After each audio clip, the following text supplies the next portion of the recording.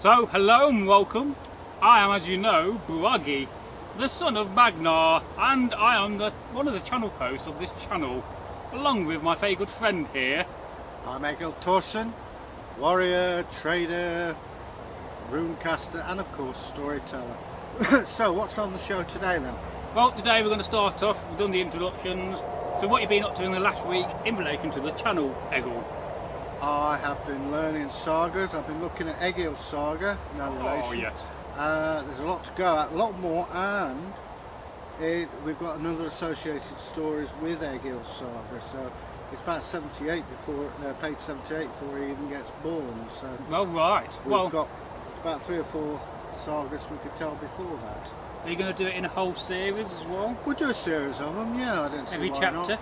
It'll take a long time. Well, I'm not going anywhere, are you? No, and I can't go anywhere. We're filming. Well, there you go. So I've been doing that. I'm going to have to take this home with me tonight to wash it. I thought you watched it last week. No, it's getting a bit ripe. Oh, Get out. right, it's authentic. Authentic is one thing, stinky is another. You know what I'm saying? Well, I hate to say it, but you're not that smelly. But hooey. What else have I been doing? Yeah.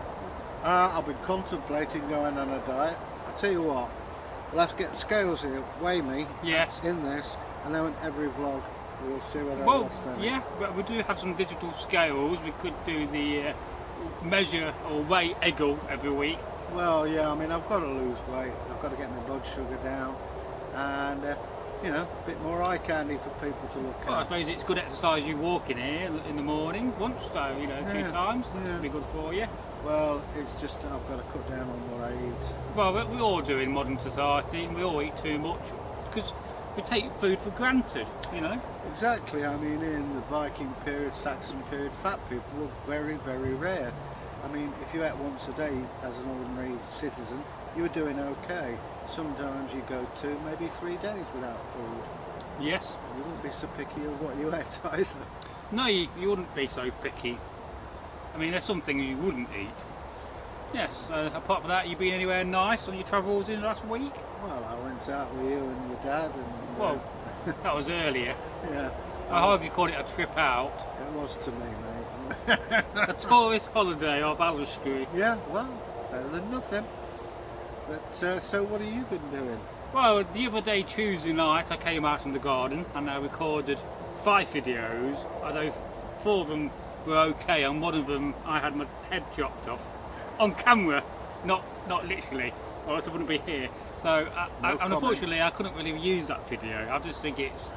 I mean, do you want to see a video with me talking about a folklore with my head off? No. So, but I decided that we can redo that one together. Yeah. So I filmed that. I filmed these 4 stories. The first one I filmed was the Porridge in the Whirlpool, and that is about a group of villagers who go walking along a river, and they find this bit of a river that kind of boils and froths and make a whirlpool. And being men of Gotham, they decided that they're going to go and get all the porridge, you know, all the You just told me barley. story when I'm telling. But apologies to the people of Gotham. Yeah, well, of course, the story you're going to tell will be out in anywhere from a few weeks to a few months from now, so it's hardly relevant. And so, yeah, so they made some porridge in the whirlpool, and it had a sad ending. And then I told an Icelandic folk tale called The Two Steers. And this is the builder theme, where an old church they're trying to build a church, it fell down, and they decided to get a horse and cart. In this case, they got 4 cattle, and they put 4 beams on the cart, and they just let it roam, and wherever it stayed was where they built the new church. So I told that one. I recorded a folk tale, another one from Gotham as well, because I forget the title of that one. They escape you from these titles.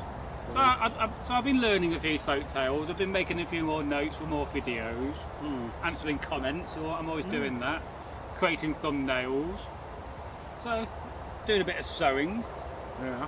So that's it really. He's been a busy little bee, hasn't he? I like to keep busy. It's good to be busy. Well, there you go. So, any more latest content you're working on apart from that?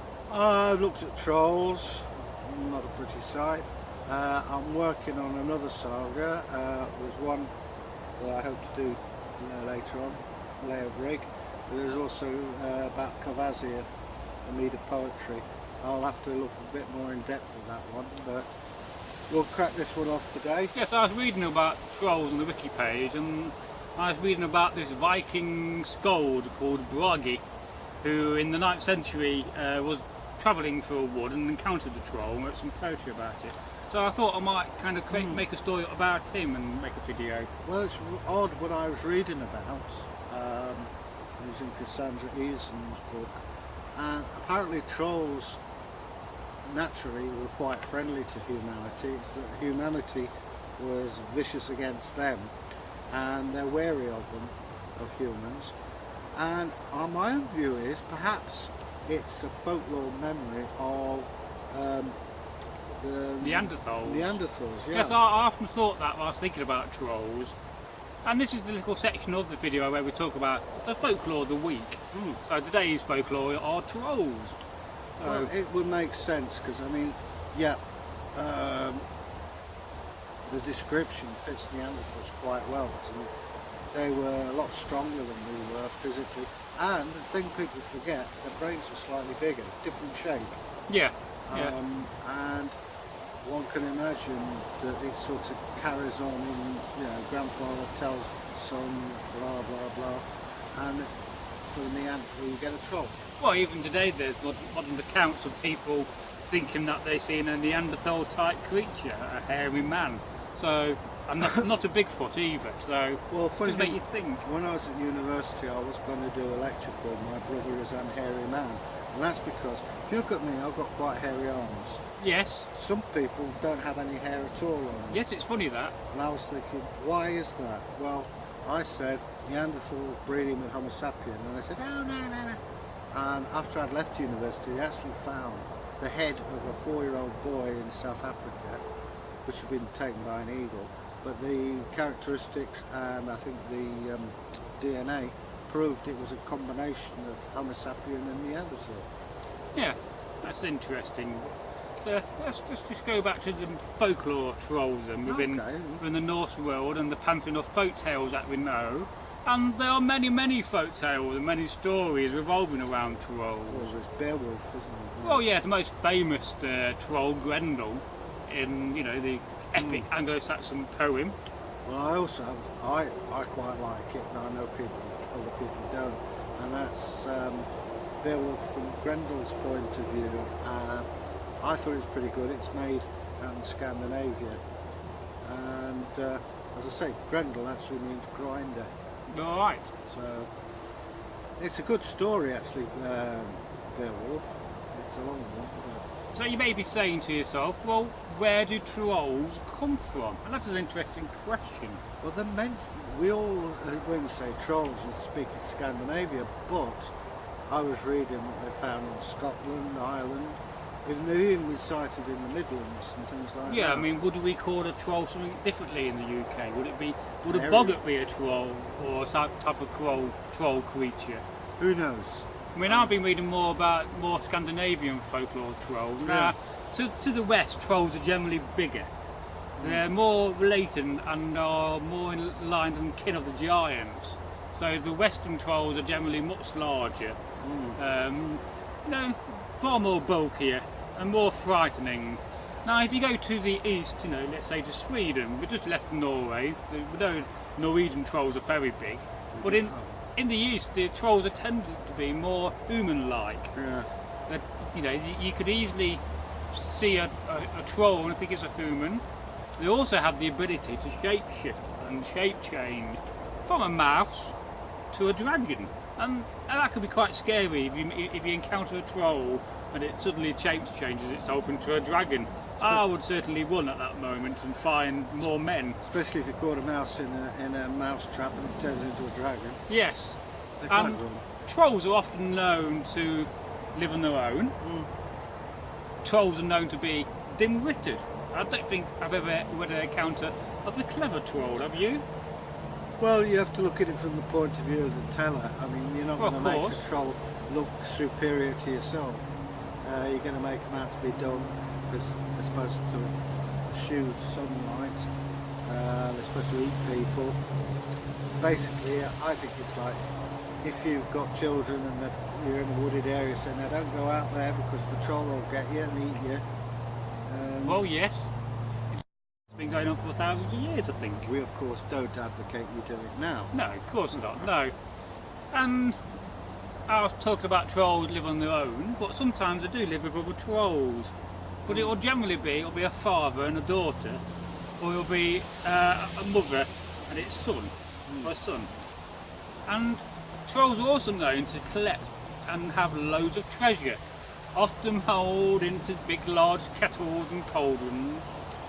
Yeah, as I say in that film, I was telling you about the trolls themselves got masses of weapons and treasure. What film was that? Grendel. Yes, good film that. Yeah. And there's also something called the troll light. Have you heard of the troll light? No, I haven't. Well, in a Swedish folk tale called the Old Troll Trick, and Tyrkir told another version of this called How to Trick a Troll, and I'm going to be telling another version of this with a slightly different title.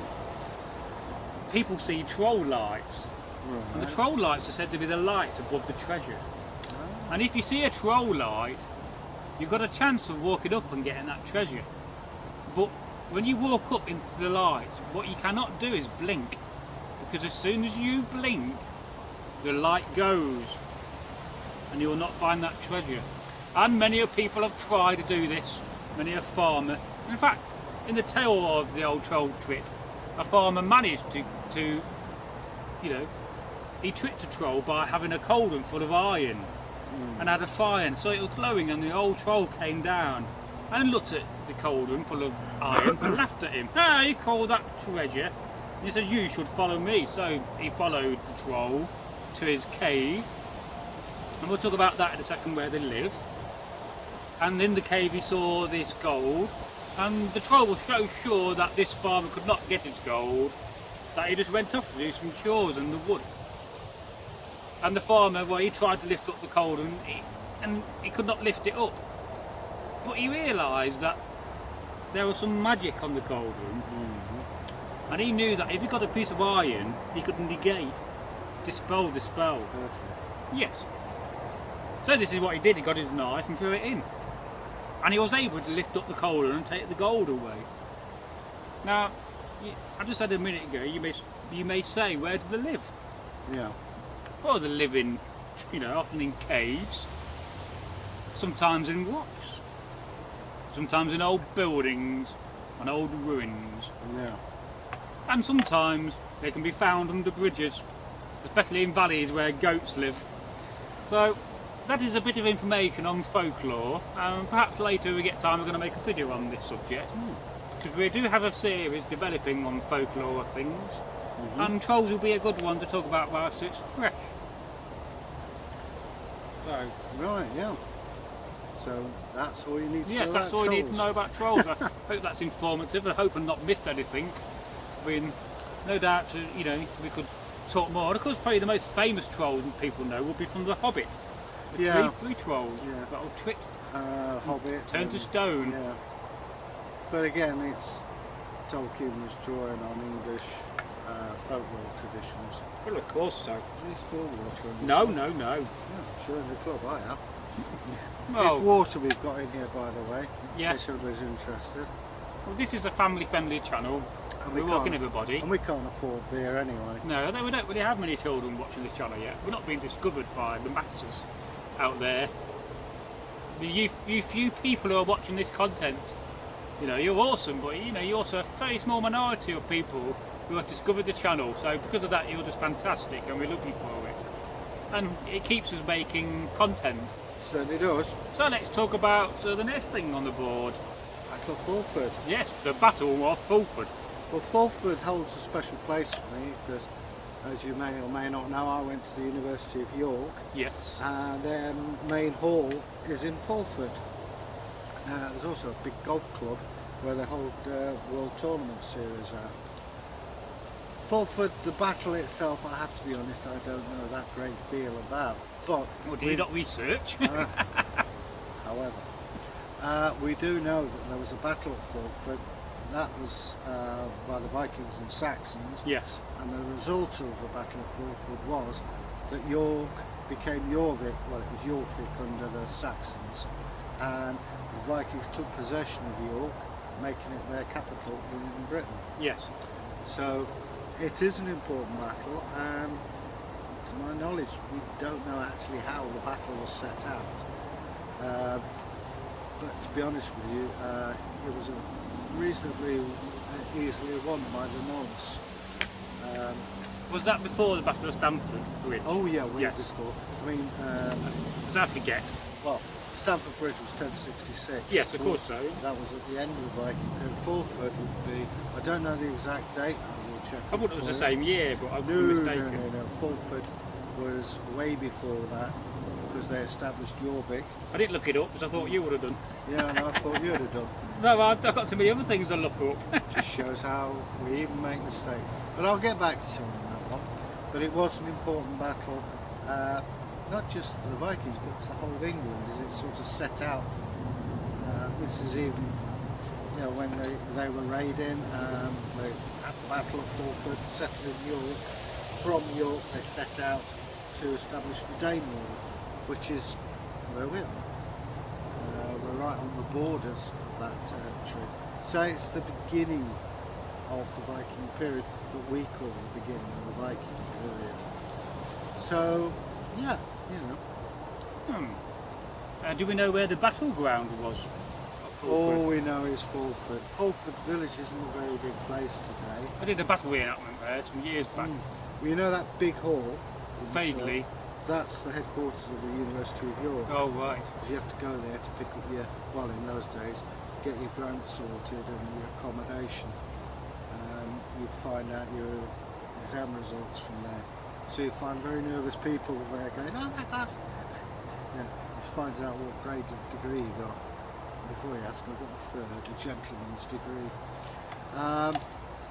But there's also, as I say, with the golf course being where it is, it may well have been around that area because you've got a wide open space there.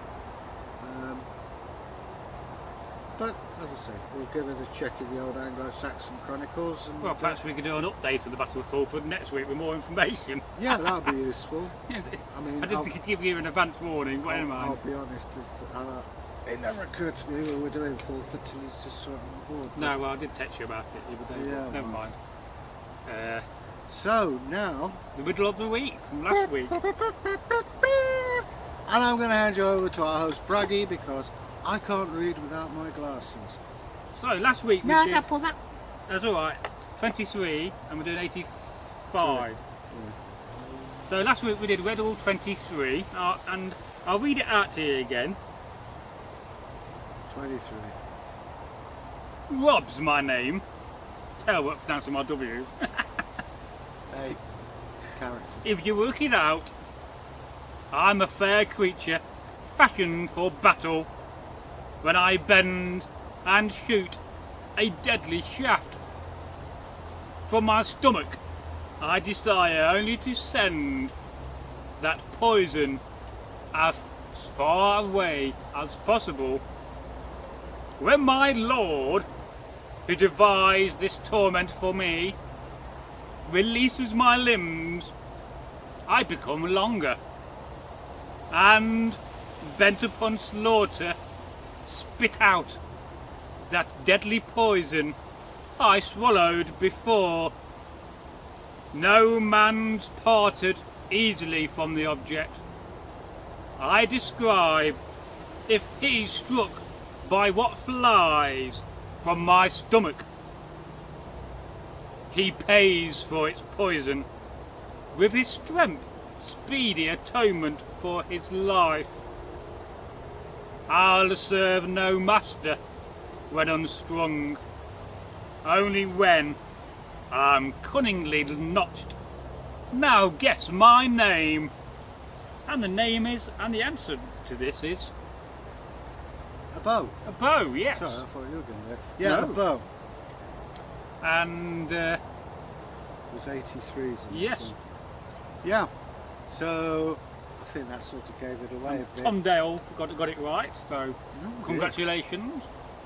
Nice one, Tom. And the next one for next week is number 85. There's quite a few in here. 85 it is, yeah. And no cheating by looking at the book. Well, if you've got it, good luck to you. My abode, by no means silent, but I am not loud-mouthed. The Lord Almighty laid down laws for both of us together. I am swifter than he who harbours me, and sometimes stronger too. He must strive more laboriously. At times I quietly rest, whereas he must run onward. But I live in him all the days of my life. If we're ever divided, my destiny is death. Well, there's a lesson in there for all of us. And there you go, and that is the riddle for guessing this week. And if you have an idea or a clue like what it is, then please leave it in a comment. And Give it a go. you know, we'll read it out next week. Okay, and the next thing is... Now, I was going to do another behind the scenes thing this week, Yeah. where I was going to get out the calendar and actually read out the schedule of videos, Alright. but I forgot to bring the calendar. We are a pair of forgetful Marys, us two. So I'll do it next week, and by then we'll have more videos on it schedule. So we move on to the next topic, the All-Father. The All-Father, yes. However spelled, it doesn't mean further, it means yes. father as in Ignore daddy. that, it's just a notice board. I know, just winding him up. So, Odin Not winding me All-Father. up, you're winding him up. Now, Odin All-Father.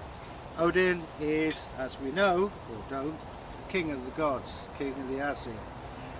He's a god who is of warriors, poets, and of names. Wow. I don't know any all of Bragi, them. one of them. Well, there's Lord of the Hanged is one of them. And he sits on a high seat called Hjalskalf, and he has two ravens, Thought and Memory. I have them engraved on my chest. Boojin and Moojin. Yeah, I'm not going to show them to you because it's a family channel. That's for another video. Woof. On tattoos. Yeah, but the ravens flew around the earth and reported to him, and he saw everything that went on there. Those of you who've looked at our stories and sagas know that Odin also had the spear Gungnir. He went through it, he came back. He had Dropnir, the gold ring that every 8 days drops 8 rings of the same quality.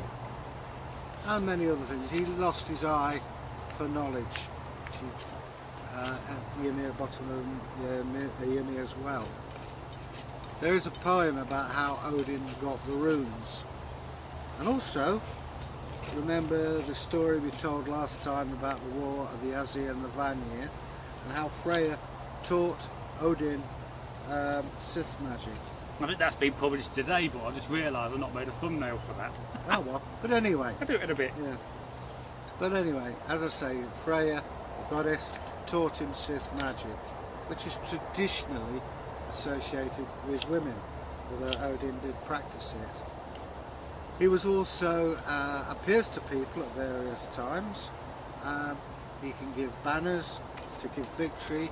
He decides who wins wars and who doesn't. But he appears in two guises.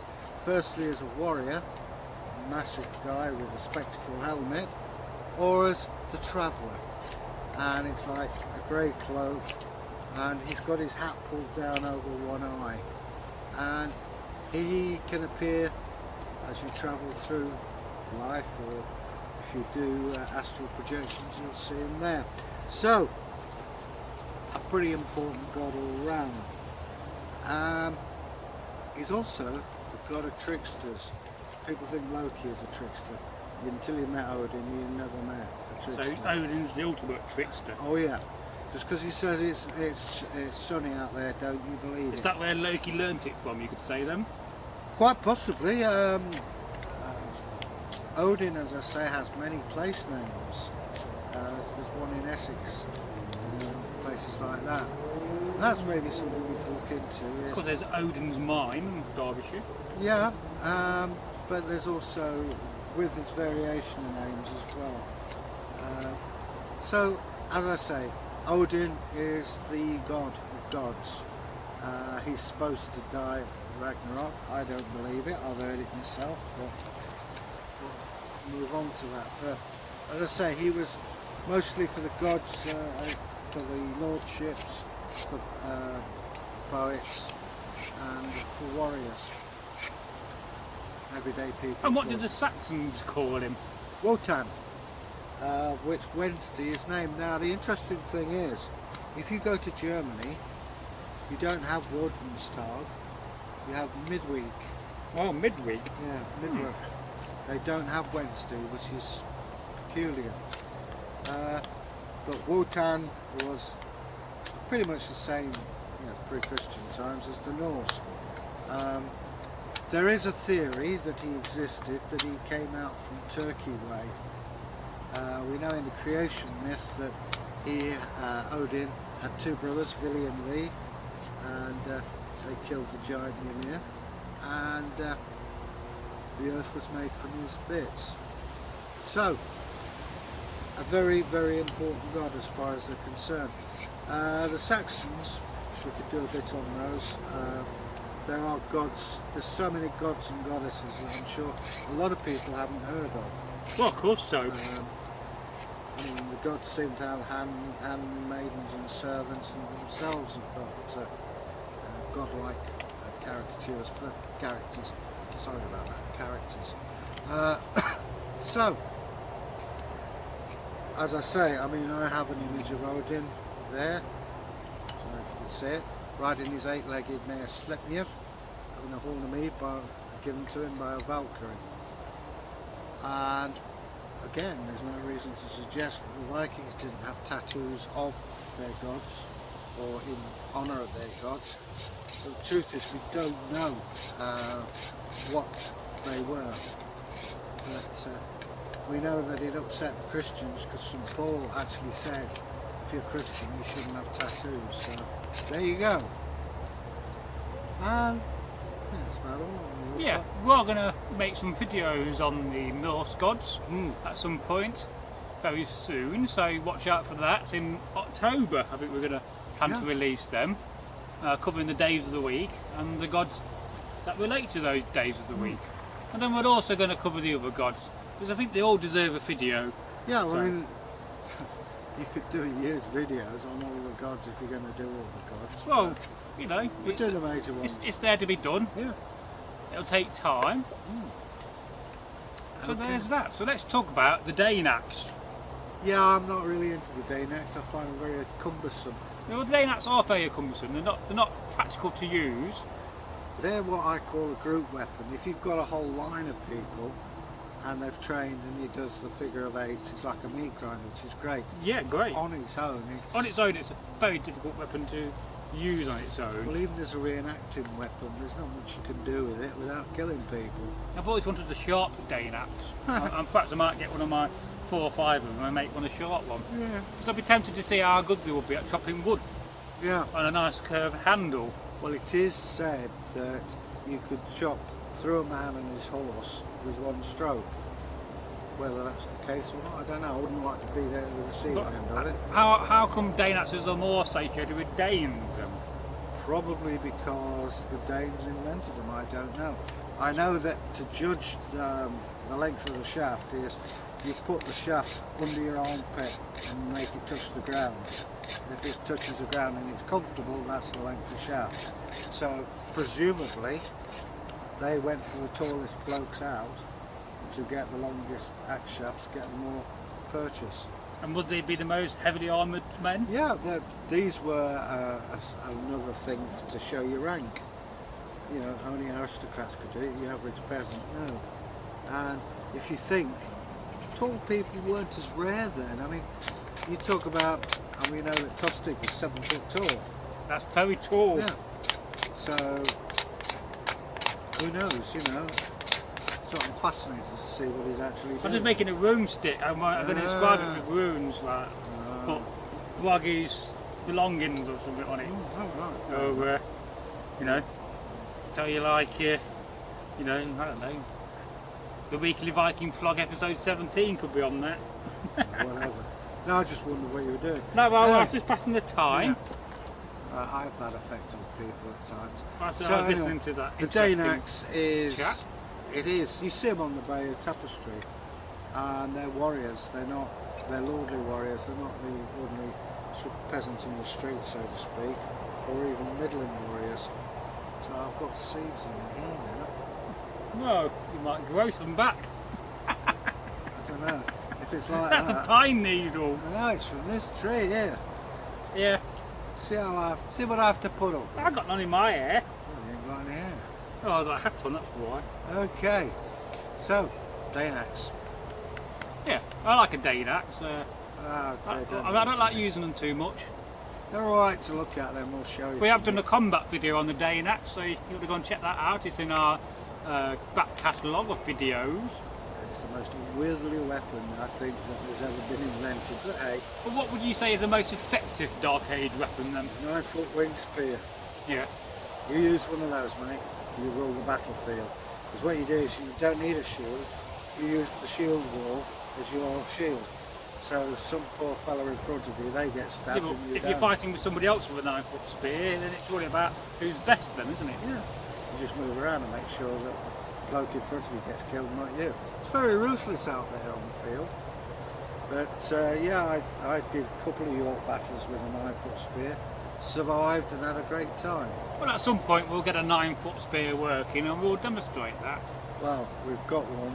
I know we've got one. That's 'cause a I've short got one, it. we can't use a short spear. You can do that. Now if you let me finish, Yeah, well, we could put it onto a tree. Yeah, and maybe I a could show tree. you the technique. yeah, you can't use it against a person because it's bad practice. I've done it with people. I know, in but you want to set a good example though. You know. So, we've got the old feature back. What's in Bruggy's bucket? One day it'll have a theme tune. One day. So I take a swig of water. There's a theme in my bucket, dear Braggy, dear Braggy. That could be copyrighted. That. Nice. Oh, like one of my bracelets off. Look. He's got one. It's like Liberace's shirt from there. Now, there's something in here I've got to talk about from last week. Do this one first. Oh, that leather thing. Tell me. Yeah. Make sure I've lost you. So, I thought I'd give you another week to guess. We've had no more guesses. I think people are probably stuck on this one. Yeah. And in fact, it isn't even a Dark Age item. I was being a bit cunning, a bit of a trickster here. Although, What we mean is we couldn't find anything Dark Age at that time. well, no, I've been looking for this for weeks. And you found it. Yeah, I can lose it again now and not find it again.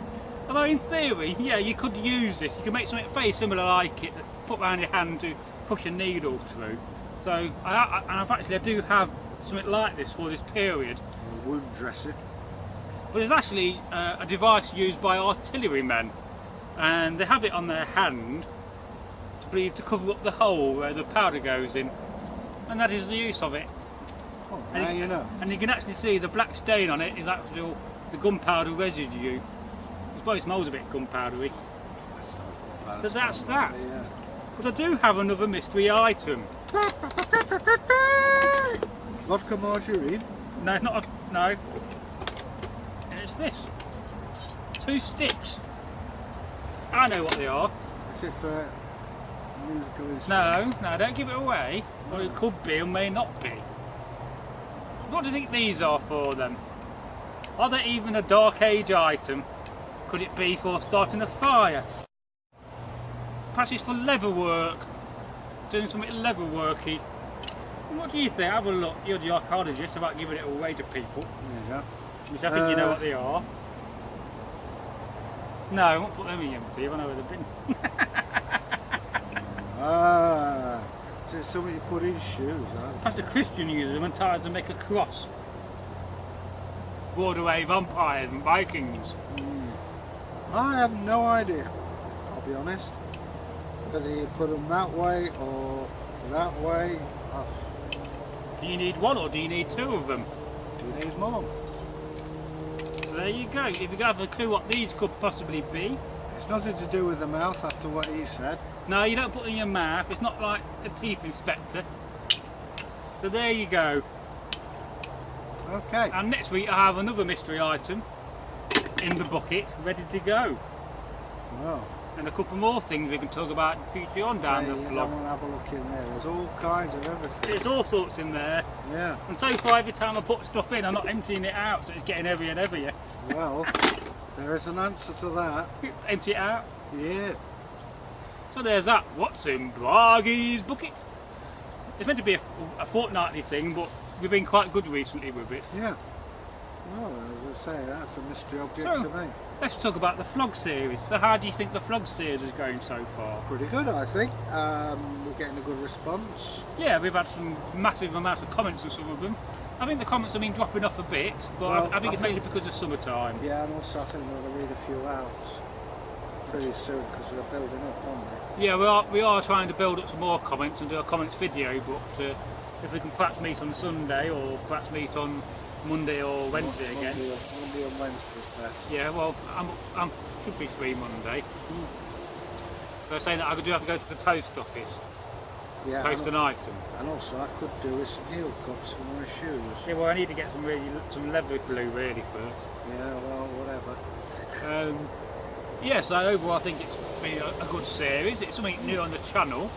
Yeah. Now, I was thinking about content the other day, and would you like us to record some reaction videos of us watching some of our early content? All right. So the idea is we'll get your first video, your first folk tale, Yeah. and we'll watch it together. We can watch ourselves react to it. They'll hear it in the background. I'm not that clever to put it in a little screen in the corner yet.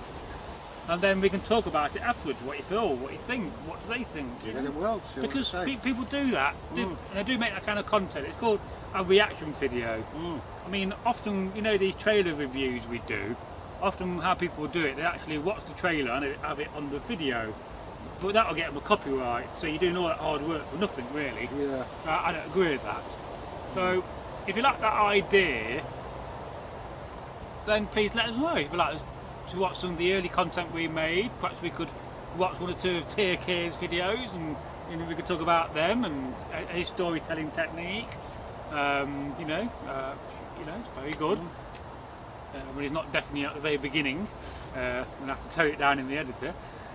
Then we could talk about our videos and my first video I did, and then we could watch some of the latest videos and we could see how we progress, and it will give us some extra content to film. So if you like the idea of that, then please let us know. Yeah. Okay. So what's next? Well, that's about it really. We've about covered most of the things on the board for now. Okay. Perhaps we could do some combat at the end. Would you look at combat in a few minutes? Just go 10 minutes? Yeah. Not really, but go on. Well, they love combat, so Yeah. That'll do. yeah. Okay then. We could do sword on sword. Yeah, I've got to go upstairs and get my gloves. We'll have a drink first and sit down. And... shift a few bits of jewellery. Okay.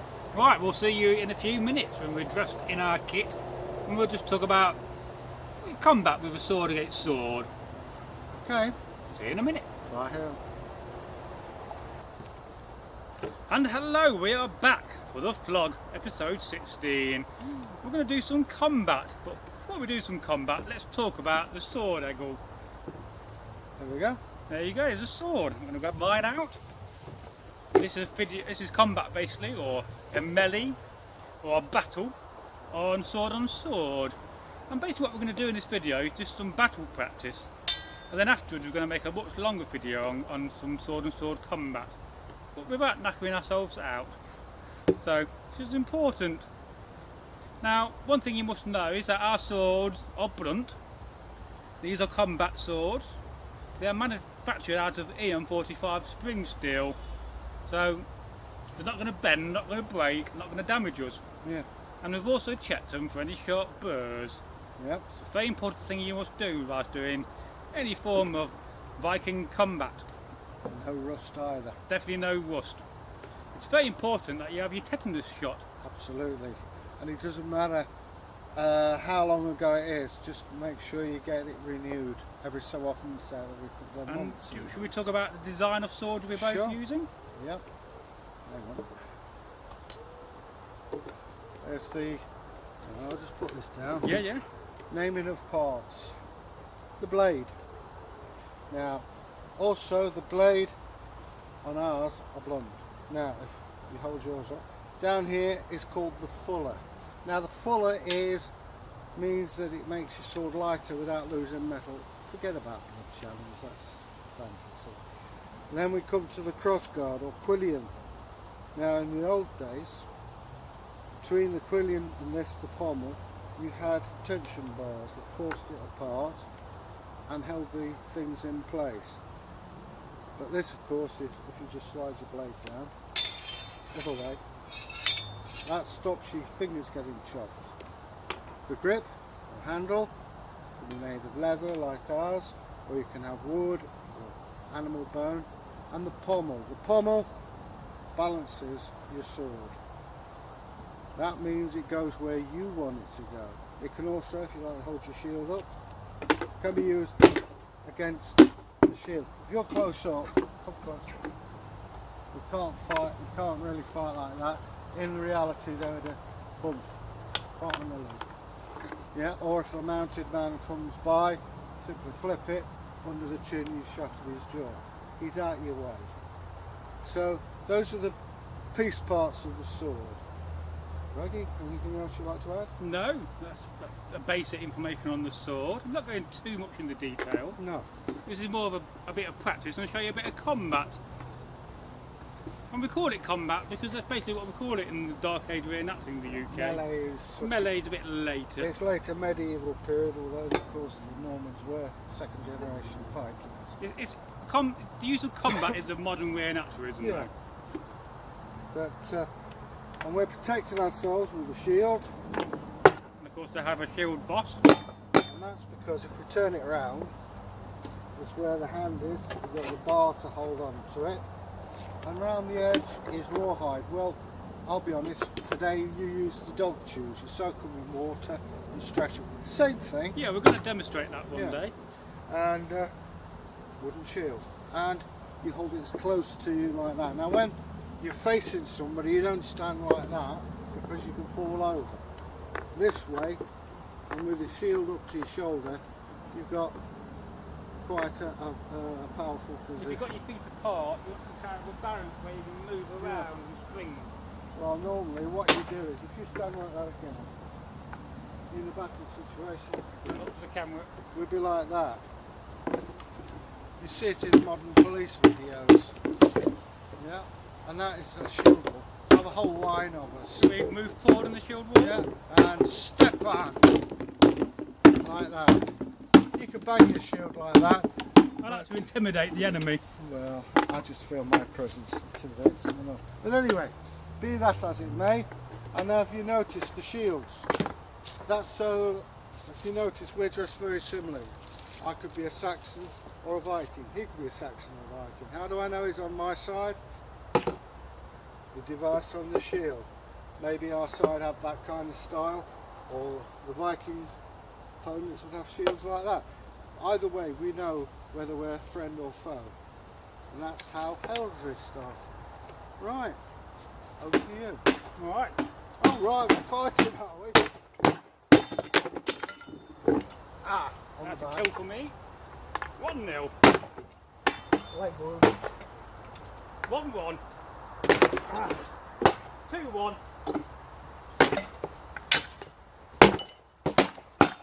Ah, I got you on the back. On the back. 2-2. 2-2. Oh, I'm getting a bit dizzy. Yeah. Okay. Ah, draw. Draw. That's known as being dead man.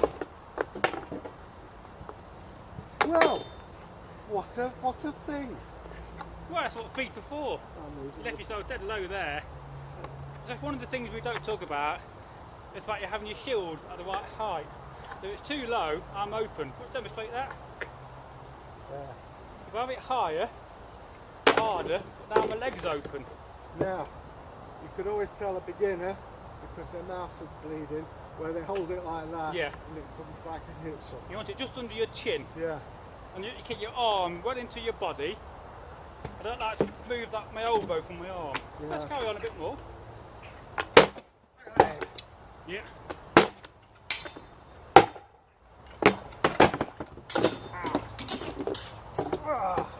Draw again. I think I'll make you money! Leg. No, I died there. It was hopping mad on that one. I'm losing my britches here. Oh, that's a technique, that is. Yeah. Lower legs don't count. It does if it's for real. It's slow, Yeah, a bit slow there. yeah. I wasn't ready then. Tried it impale him.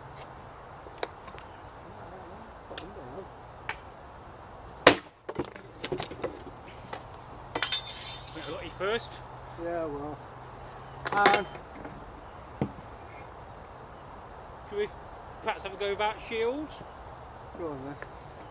I nearly had to go without trousers then. Well, that'd be most embarrassing.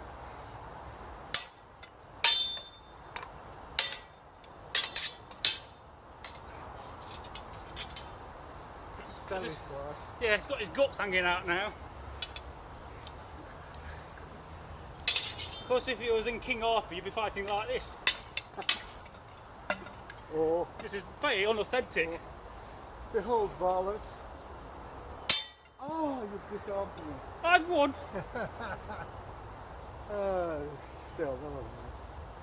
I can't get in. So anyway, it's also very tiring. Should we just demonstrate the sixers? Go on then.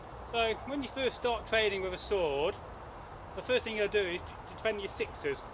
And I'm basically going to go upper cut, middle cut, and two lower cuts on either side. And then we just repeat this process with a new recruit until he gets in the habit of getting fast. That's just rough. And then over time you get better. And your sword ends up like a hacksaw if you're not careful. Well, if you've got a decent sword, it's alright. No, I can tell. It's, Well, you can always use one of mine. but this is what we do before any battle. You get your file along, and you get somebody without a glove to go like that. Because you see them in the films, like edge on edge. And eventually you see the marks starting. This is what we use here on 4-5. This is why you don't have a sword on your back, because I'm trying to get it out. Oh, I can't get it out of the scabbard. I've been killed. Several times. There you can see. Now, I'm going to make a video on that at some point, Yeah. about why you would never wear your sword on your back. I might, it's one of the most obvious things to do in Dark Age reenacting. In fact, you're never going to see any Dark Age reenactor doing it, because they'll be told off massively. Well, also, you wear it like that. Now, put your sword away. If you need a quick, you're not going to want to prolong a sword fight. So I draw it out across like that. He's dead before he's even drawn his sword. And you see pictures of Vikings with swords like that. Is it a bit like the Wild West and who's the fastest draw, to a degree? Well, the nearest is samurai. yes. You see the samurai wear theirs like that, and they just draw it across.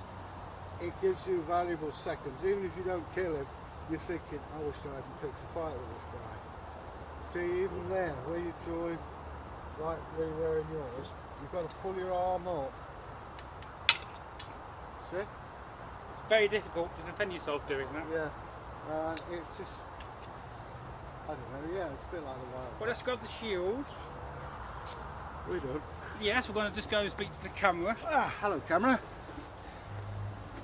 So, we hope you enjoy that little bit of fighting in there at the end. Yeah. And, you know, we do like a bit of combat in the videos, and I know you guys especially love combat. And also, combat looks great in the thumbnails.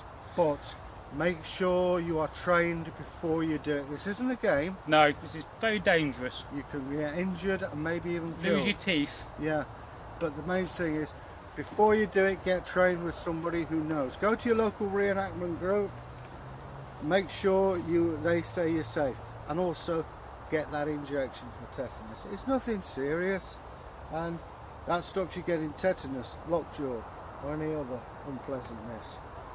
Keep it safe. The place to aim for is from there to there, right? Just that part.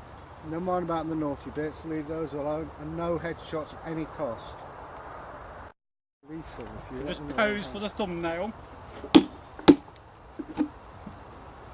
We're posing for the thumbnail.